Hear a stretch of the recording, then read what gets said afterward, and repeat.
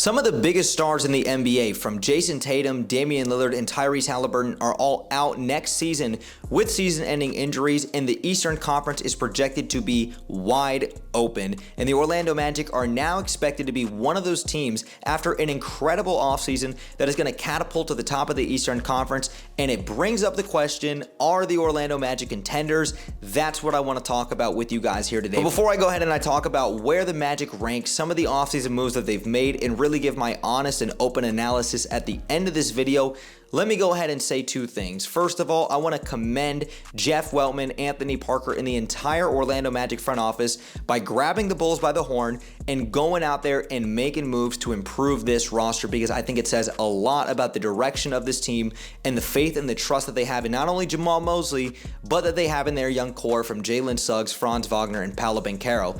Second of all, and probably the most important thing I want you to take away from this video, is I'm not coming at this video with my open and honest analysis and opinions from the perspective of a Magic fan. Yes, I am a lifelong and diehard Magic fan. I'm coming at this video from the perspective of somebody who is trying to give an honest analysis about the game of basketball, where I think the Magic are at, my honest opinions about how I think this team can perform, and what I expect from the team in the Eastern Conference next season. So I'm going to stop drinking the Kool-Aid. I'm going to take the metaphorical blue glasses off, and I'm going to try to have an honest and receptive conversation with you guys. So I ask that you hear me out. But having said all of that, let's talk about this Orlando Magic team. Now, the Magic were the first team to make a blockbuster deal this offseason. They traded for guard Desmond Bane from the Memphis Grizzlies in exchange for Kentavious Caldwell-Pope, Cole Anthony, 4 unprotected first-round picks, and a pick swap in 2029. The Magic did not stop there, as they went ahead and they drafted Michigan State guard Jace Richardson with the 25th overall pick in this year's draft. They traded up with the Boston Celtics to number 32 to draft French forward Noah Penda. The Magic declined the options on Gary Harris, Mo Wagner, Corey Joseph, and Caleb Houston. As of the recording of this video, Gary Harris is the only one that is not an unrestricted free agent. He signed a 2-year deal with the Milwaukee Bucks. And the Magic also have an eligible extension with Paolo Banchero this offseason, who will be eligible for a 5-year, $247 million contract rookie extension. And Banchero deserves every single penny of that contract. He is one of the best young superstars in the game of basketball, who still does not get talked about enough, not just here in Orlando, but I'm talking about from the national media perspective. Banchero's name does not get brought up enough when you talk about the Anthony Edwards, the Victor Wembanyama's of the world, so on and so forth. We need to do a better job of pushing the Banchero PR this offseason, and I will make sure that I'm one of them. And how could I possibly forget the Magic bringing in veteran point guard Tyus Jones on a 1-year, $7 million deal? This was a match made in heaven. He's somebody that I think is going to bring that veteran leadership to the bench. He also is going to help accelerate the development and the growth of Anthony Black in that second unit. And of course, more importantly, Tyus Jones, since 2019, has been top 2 in the league in the assist to turnover ratio. He's a guy who can stretch the floor and shoot the 3 ball, something that Orlando desperately needs.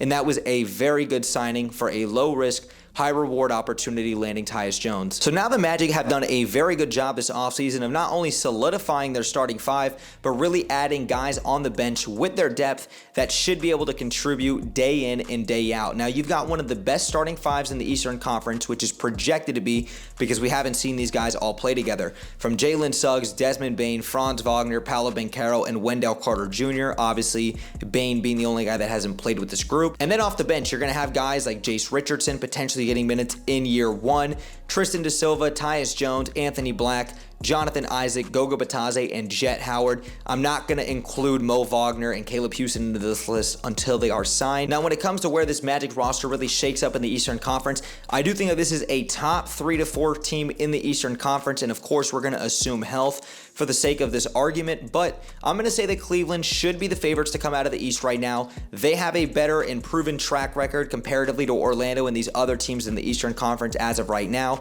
I will give them their respect, but who's to say that Orlando can't be a 2 or a 3 seed in the East this year? They should be in the mix with New York, with Atlanta, with the Sixers being healthy, with the Hawks. There's a bunch of teams out there in the Eastern Conference, and Orlando is one of them that could really continue to go out there, surprise a lot of people, and make some noise. Now, kind of getting into the back half of this video, this is really where I want to talk about my open and honest thoughts and opinions with this Magic team, the offseason moves that they've made, where this team kind of shakes up, and just like I said, my open and honest thoughts. Now, I think the first thing that I really want to talk about is the Desmond Bane move, because as of right now, I think that the Magic absolutely overpaid for this trade. I thought Orlando got squeezed in that trade the day that they traded for Desmond Bane, giving up 4 unprotected picks. It was good that they got off the KCP contract. It was great that they got an upgrade in a guy who's a 41% career shooter. He's 26 years of age, and Desmond Bane is going to do wonders for this Magic team. But is Desmond Bane worth 4 unprotected first-round picks? No, he is not. If the Magic somehow win a championship in the next 2 to 3 years, and they're capable of doing it, then you know what?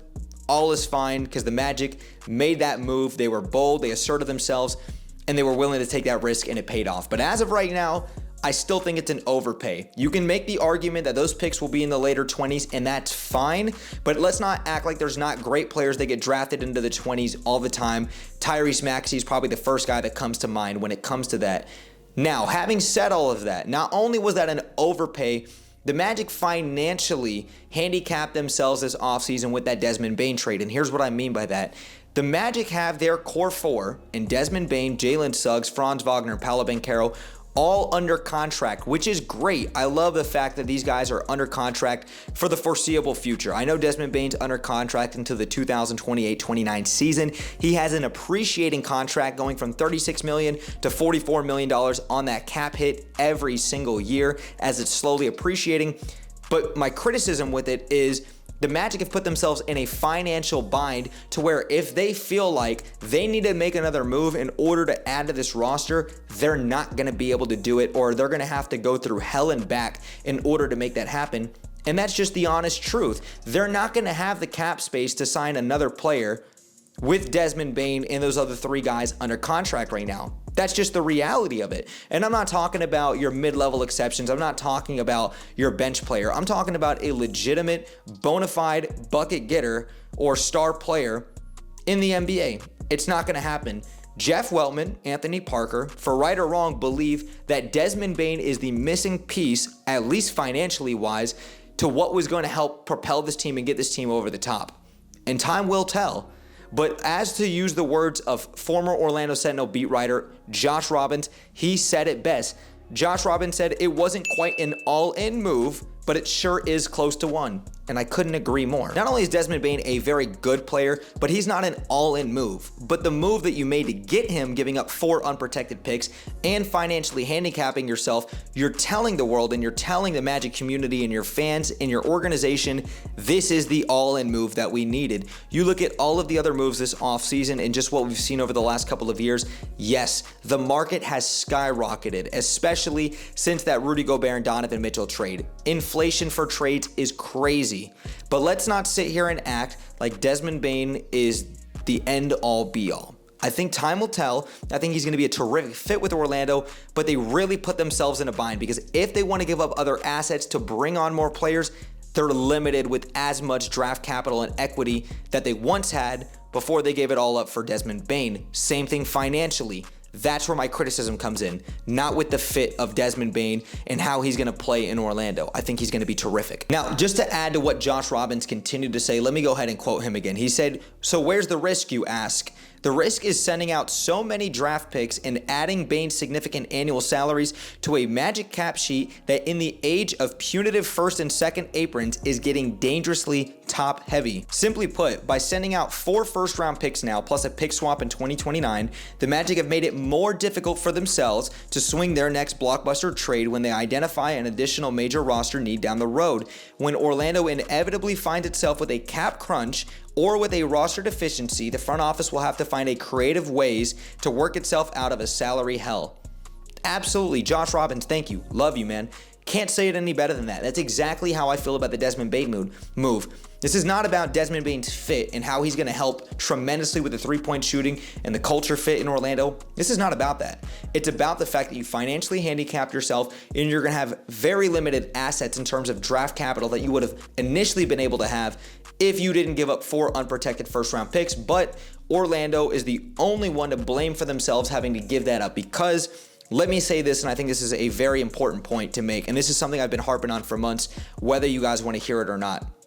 When it comes to the Magic getting squeezed, which they did in that trade until proven otherwise, this was something that I had already anticipated. When the Magic were one of 4 teams not to make a move at the deadline, they were only putting themselves in more of a bind that they knew going into the summer, no matter who they were going to trade for, and obviously Desmond Bane ended up being the guy, they were inevitably going to get squeezed because 29 other GMs around the league know that Orlando is more desperate to put the correct players around Paolo Banchero, Jalen Suggs, and Franz Wagner, and that Orlando desperately needs shooters around them. So they're going to try to get everything that they can out of Orlando's front office, and Memphis is one of those teams that did that. They got that incredibly valuable Phoenix and Washington pick swap next year, and of course, they got those other unprotected picks from Orlando. So back on April 24th, this is what I had said. If Orlando thought that they were gonna get squeezed to add a scorer/playmaker at the deadline, they're in for a rude awakening this summer. All 29 other GMs know the Magic will be even more desperate to add talent surrounding Paolo/Franz, and it'll likely raise the cost. And that's what happened. And I'm not sitting here trying to toot my own horn, but this is exactly what I projected to happen. Jeff Weltman didn't want to get squeezed at the deadline, for right or wrong. Fine, the Magic were bounced in the first round. They weren't expected to really, compete with the Boston Celtics in a 7-game series. Having said all of that, fine. They were going to go into this offseason, and all 29 other GMs were going to know that Orlando was more desperate. And that's exactly what happened. Orlando had to pay a very hefty price to get Desmond Bane. And do I think that Desmond Bane is going to be the guy that is going to be the end-all, be-all for the Orlando Magic? No, I don't. Do I think he's going to improve the roster? Yes, I do. But do I think that this was the all-in move that Jeff Weltman, the front office, and the organization is trying to sell to us, that this is going to be the piece that's going to get us over the top, that's going to help us, propel us to not just the conference finals, but to win the East? No, I do not. And just a couple other things that I want to address, this is now outside of the Desmond Bane point, is the fact that I think that we need to have an honest conversation as fans of the game, and then also people in the Magic community, about J.I. and Wendell Carter. I don't think that they have the same value that we are accredited to them, because Wendell Carter is on the first year now of a 3-year contract. He has that club option in 2028-29, 3 years, $59 million. Jonathan Isaac, 4 years, $59 million. And correct me if I'm wrong with those numbers. That's just off the top of my head. I think that Orlando, if they are really serious about contending, I don't think Wendell Carter is your starting 5. I've seen too much inconsistency, too much injuries from him. It is a roller coaster with both Wendell Carter and Jonathan Isaac since their tenures have been in Orlando. And that's not to discredit them, because there are times when Wendell is extremely impactful, plays with so much, tenacious effort. Same thing for Jonathan Isaac on the defensive side of the ball, but it is a roller coaster. I really feel like if the Magic are actually serious about contending in the Eastern Conference, not just this year, but for the foreseeable future, Wendell Carter, I don't think is your starting 5. I don't think that Jonathan Isaac is on this team either. And like I said, it's not to say that in spurts they aren't good, but Wendell's not a true traditional 5. He's just not. He did play well in the playoffs. He did play well at the very tail end of the season. Jonathan Isaac, despite having a fully healthy offseason last year, came into this season with more weight, for better or for worse, played less minutes, did not have a very productive year. And yeah, he's going to trim down on the weight. We obviously know his switchability is obviously one of the best in the game of basketball. These guys bring good qualities and traits. They're good characters. They're great for the locker room. This isn't me trying to just ridicule them. This is me trying to have an honest conversation about the state of the Magic and where I think that they're at. I think that they're one of those teams that's going to be vying in the Eastern Conference that is very close to competing for a championship. They're not quite there yet. And I don't think that Wendell Carter and Jonathan Isaac right now are 2 guys that are going to be on a championship roster in Orlando. I think those guys are inevitably going to have to get moved, and the deadline is going to say a lot this year. It doesn't mean it's going to happen right now. It doesn't mean it's going to happen this offseason, but even with Wendell's switchability on the perimeter, for whatever it's worth, is just too inconsistent. Jonathan Isaac is too inconsistent, and their health is a major issue and a problem. It needs to be factored into the equation, and I think the Magic need to try to package those 2 guys at some point down the road and make upgrades to not only the starting 5 at the center position, but really with another bench scorer, or hope and pray that Anthony Black, Tristan Da Silva, or Jace Richardson, one of those guys, can really turn into a bona fide 6-man of the year type of candidate in a couple of years down the road, because the Magic are banking on their depth right now to really step up outside of that starting five, because as I've mentioned, to beat a dead horse, they are financially handicapped with Desmond Bane when Banchero's Supermax contract kicks in 26-27. With Franz Wagner and Jalen Suggs, they've got a very good core. This is going to be one of the best teams in the Eastern Conference next year. I'm super excited to see how this team performs, but let me say, you guys should just temper the expectations. Let's see how this team continues to play out, and then we can really fully evaluate this team. But as of right now, let's just hope and pray for the best. And I am sure that you guys understand where I'm coming from about my concerns with Wendell and Jonathan Isaac. I'm sure you guys understand my concerns with how much the Magic were willing to give up, not just in terms of draft capital and players, but what they were willing to give up financially in order to handicap themselves with Desmond Bane. I know you guys understand, but that's where I'm trying to come at it with it in this video for you guys. But if you guys appreciate all of the work and content that I do, make sure you guys go ahead and drop me a thumbs up, hit the subscribe bell, and make sure you guys stay tuned for more exclusive content here on YouTube and on my social medias. The links will be in the description down below, so you guys can go ahead and check that out. But thank you guys again for watching, and as always, I'll catch you on the next one.